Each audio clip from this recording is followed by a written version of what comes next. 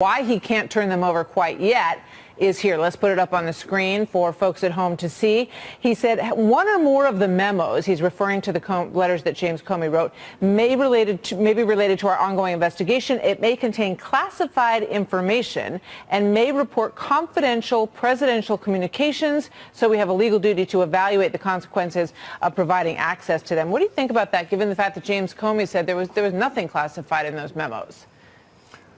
I wish he had shared that advice with Jim Comey before he went on national television and recalled every conversation he's ever had with President Trump. So I don't want the drama. I want the documents. I've actually read them, Martha. I read them months ago, which is why I think it's really important that you get to see them and your viewers get to see them.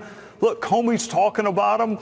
He included it in his Senate testimony. He's talking a lot about them. Well, everyone should know what exactly he memorialized after his conversations with the president. And as you say, you're one of the few people who has actually read these memos. So is there anything classified in there? Is there anything top secret in there? I can think of two sentences in all the memos I read that would be appropriately redacted. But having said that, DOJ can redact whatever they want that they think is part of an ongoing probe or somehow is classified. What I'm most interested in, which is what Comey's talking about, there's no need for that to be classified. So Comey gets to talk about it, but no one else does. And that's just not fair to your viewers, and it's not fair to the president, frankly. All right. So when you take a look at some of what he has been saying with regard to all of this. He's right. You can't lie. But that would come as really interesting legal counsel to all the people who have been hauled in front of grand juries that the FBI really prefers to do it another way. I'm sure they'd all prefer a more flexible venue that Hillary Clinton got.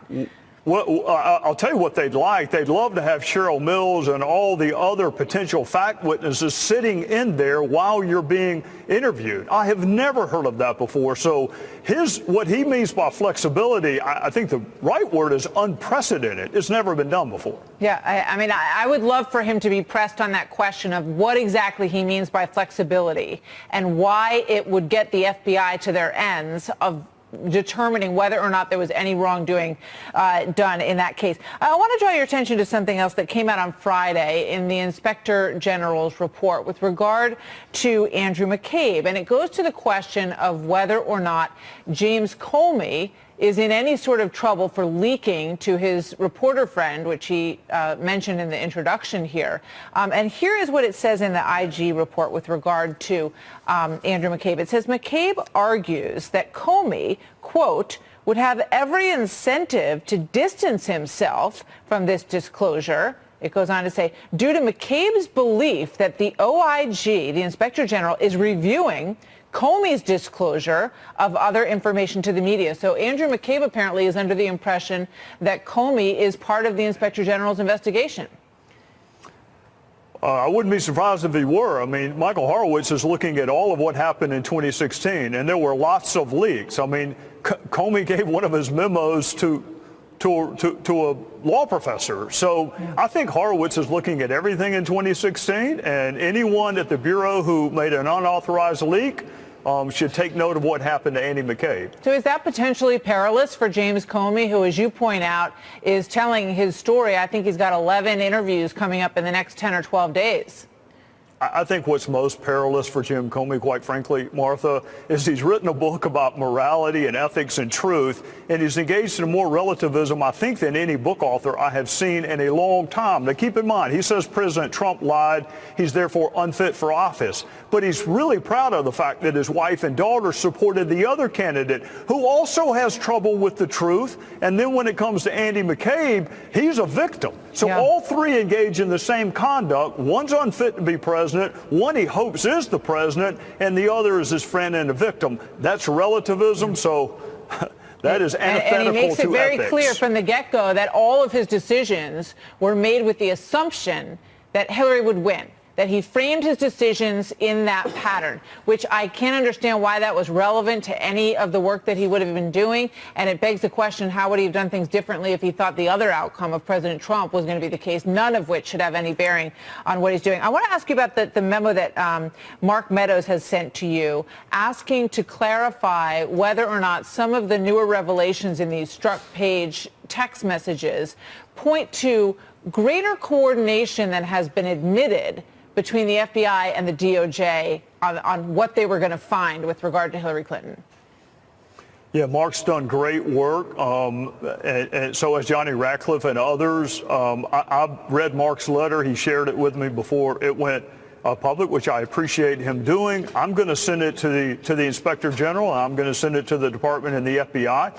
To the extent that there's an allegation that false testimony was given, Congress is not the entity to investigate that. I think it fits most neatly within what Horowitz is doing now, which is looking at how unprecedented this investigation was in 2016. Congressman Trey Gowdy, thank you very much. Always good to see you, sir. Have a good night. Yes, ma'am. Let's get reaction tonight from House Oversight Committee Chairman Trey Gowdy, instrumental in getting those Comey memos released. He joins us live this evening from Greenville, South Carolina. Mr. Chairman, thanks for being here.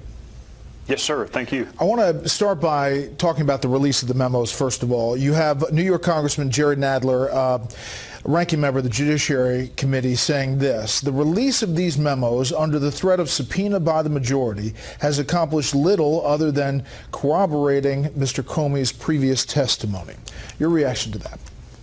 I read the memo 6 months ago. I think it's important for all members of Congress and ultimately the public to be able to see them. You can rest assured, Brett, if there was anything really, really important in these memos, the Democrats would have leaked what they read 6 months ago. I do think it's important that President Trump said, if any of my associates were involved in this collusion, I want to know it. I think it's really important that the Russia cloud the Democrats keep talking about was the salacious allegation of sexual misconduct. It was not the interference. And I think we've all learned a little bit more about Jim Comey as he goes on his morality tour over the next couple of weeks. Do you think he broke the law by leaking those memos? Have no way of knowing, and unlike Jim Comey, I don't compare people to mob bosses. I don't say they're unfit for office. I don't say they ought to be impeached. I trust Michael Horowitz. I think Michael Horowitz has done a fantastic job so far. That's the Inspector General. Let's let him figure out which memos were given to the law professor and whether or not they can contain any classified information. But if they did, he would have broken the law. Not by the standard he set in the summer of 2016. God knows how hard it would be to win that case. Remember, he ignored the statute that said grossly negligent. He now has a requirement. It has to be intentional, and you have to do it to harm the United States. So under the standard he set in the summer of 2016 with Secretary Clinton, I don't think Jesus could win that case. Now, what other things struck you about these memos? There was one part in which he references CNN. I said media like CNN had them, the dossier he's talking about here, and we're looking for a news hook. I said it was important that we not give them the excuse to write that the FBI had the material, and that part is redacted, that we were keeping a very close hold. He said he couldn't believe that they hadn't gone with it. This is the president speaking. I said it was inflammatory stuff, that they would get killed for reporting straight up from the source reports. I mean, it's important to point out that 4 or 5 days later, it's leaked to CNN that the president is briefed on this very thing. Yeah, I actually think Comey is right that CNN was looking for the FBI to have that material so the story could then be the FBI's investigating as opposed to the underlying information.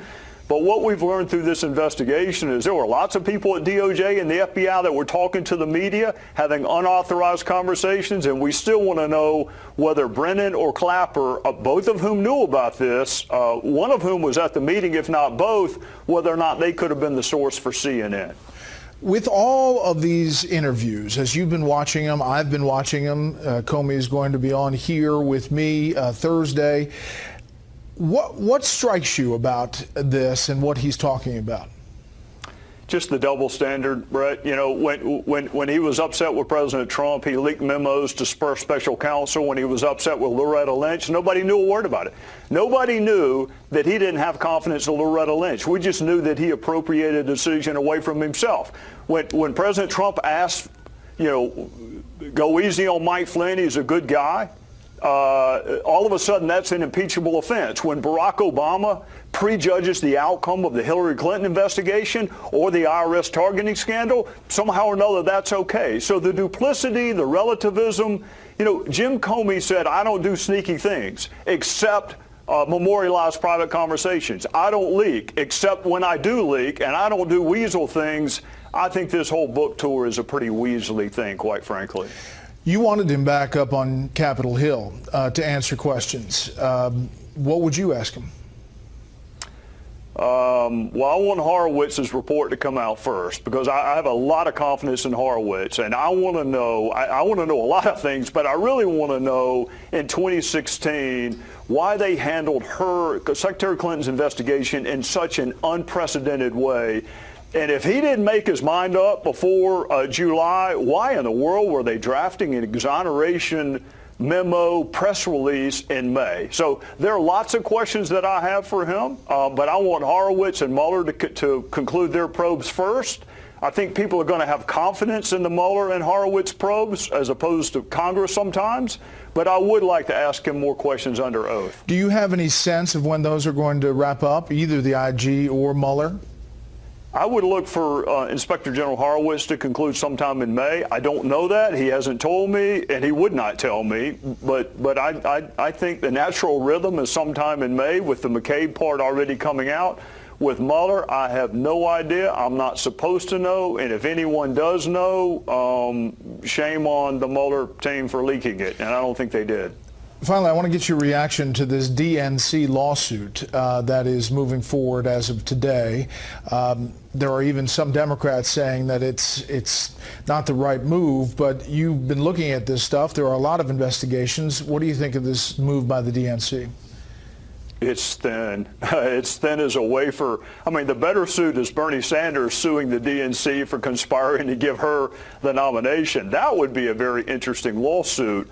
But there is no evidence of collusion. I know Adam Schiff wants there to be. I know how desperately he wants there to be. But there's just no evidence of collusion. So if they want to sue Russia, that's fine. I actually would prefer the indictments that Mueller has against them as opposed to a civil suit. If they're upset with WikiLeaks, so am I. Julian Assange, so am I. But there's no evidence of collusion. So this is either a fundraising ploy or it's an effort to get people in civil court where you can depose them so they can learn what Mueller's learning and then they can use it for political purposes. Last thing, were you surprised that Rod Rosenstein told the president that he was not a target of the Cohen part of the investigation? I would be surprised if anyone used that phraseology because I don't know what it means. Now, I was only a prosecutor for 2 decades, Brett, so maybe I missed something, but that can change in a nanosecond. All it takes is one more witness to say something. So I'd be shocked if Rosenstein said that. I don't think the president is the target as you and I use that term in a non-legal sense. But in a legal sense, that can change with one witness, with one document. So you got to be careful giving people assurances until the end. And does he keep his job? I hope he does. I mean, I've had my differences with him, but I've got differences with lots of people, and I think they ought to keep their job. He's got a really tough job, but I've seen nothing in his handling of the probe. I mean, look, people are upset with the scope and the breadth of the Mueller investigation, and Rosenstein did draft that memo. But look, it's a really hard job to be the Deputy Attorney General. This is a really difficult environment in which to try to do that job. The president can get better advice than from me, but I would tell him to stick with the team he's got now. Mr. Chairman, we appreciate your time. Yes, sir. Thank you. Have a good weekend. You too. Yeah, and it's not universal. I've heard Jake Tapper specifically go after conspiracy theories even against Trump and Jake take them Tapper, on. I think, is in a different category most times. It's not universal, but it's common. It is way very too common, and so it's why so many people agree when he says, the enemy of the people, because it feels that way a lot of times. Right. So look at the border. So when you're sitting here, media, you're like, how can they just keep putting up with the president lying about this? Because in our minds, this is what happens. I know the president lies. I get it. What, I thought I was voting for the Pope? I was voting for Mother Teresa? Please, I've baked all of this crap in a long time. You really we thought Cohen was a good guy? Come on. We knew he was a slippery fixer. That's who he was. So we've already baked that in. Now, are we happy about this? No. But here's what we think. If Donald Trump would have said during the election, I'm trying to build Trump Tower, which there's nothing wrong with that as long as it's disclosed. There's nothing wrong with that. That's his job. I was shocked when he denied it so vehemently because I'm like, of course he's trying to build one in my backyard. He's trying to build them everywhere. What do you mean? In all of Russia, he doesn't want to put a hotel? Of course he does. That's what every businessman wants to do, expand and make more money. Correct. And that's one of the reasons we like the guy. So we knew that. However, him saying, I've got business dealings in Moscow right now. What would the press say? He's in bed with Moscow. Mm-hmm. So if he would have admitted it, they would have made it into exactly what it is today. Not what it actually was, but what it is today. A big scandal. They would have used it against him. So what happens, and let me explain this one more time as simply as I can to the media and to people on the left, not to the left, people who are Democrats. Look, we don't like this either. But what is he supposed to do when you have a media that will take anything and everything and turn it into a massive scandal? When the media created this guy. They created him in two ways.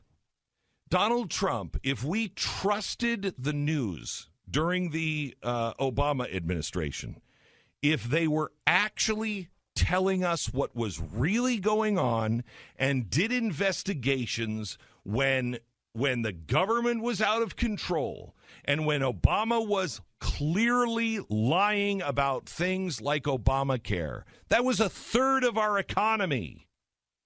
That's the greatest healthcare system the world has ever seen. And he lied. $2,500 back for every family. No, that's not possible. The math shows that's never possible. That you can keep your doctor. No, here is the documented evidence that will not happen. But you let it slide. Until, a year after we lost our doctors and we're paying higher prices? Because we didn't trust you at all. We needed somebody like Donald Trump to tell you, shut up. That's not healthy. And you created him in another way. Because you thought he was going to be the easiest candidate to beat, you ran wall-to-wall coverage on him. You took down everyone else in his path, but you just loved him for ratings, and you thought he was going to be the easiest one for Hillary to beat. Well, you were wrong now, weren't you? And you can't live with yourself. You'll never admit to that, but he is your creation. So now you don't like it. Oh, what a surprise.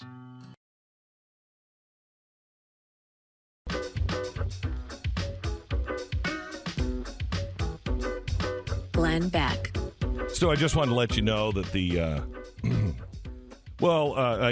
Albert wrote to me, and he said, Glenn, I brought tickets to your Tampa show. I never in my life have spent so much money to see anyone. Wow. I also don't like crowds. I haven't attended a show of any kind in I don't know how long. My wife and I talked about it, and we're going to give you a shot. Uh-oh. I expect a great show and nothing less. Oh, my. But I guess we'll cross that bridge when we get there. Okay. All right. All right. There are metal detectors at the show, right? And maybe, Albert, there may be refunds. Let's be reasonable about this. It does seem like there could be a little threat inside of that, an implied threat. Yeah. No, it's going to be great. It's going to be fun. It's going to be a fun show today. Should we give away a pair of tickets? Yeah, if you want to go see the show tonight or tomorrow. Tonight in Tampa, tomorrow in Orlando. We'd love to see you. Call us now. The number is 888-727-BECK, 888-727-BECK. Come on out and see us. I tell you, back here in Tampa, it just feels like home. I just love Tampa. I do love it I do here. not like the humidity here. It's nice But right now. It's cool. It's beautiful. Yeah. It has something that Texas doesn't have, a beautiful winter. You know, you go to Texas and it's like, Texas is either hot or freezing cold. And usually in the same week. It'll be like 100 and then 4. Yeah, I mean, there was a time, 2 parts in the same state. It was 81 and 14. Yeah, it's great. Well, it's in the same state. State's a little big. Yeah, I know. The state's a little same big. state at the same time. It was 81 degrees in one part and 14 in another. What's weird, it's not the same state. It's also the same nation.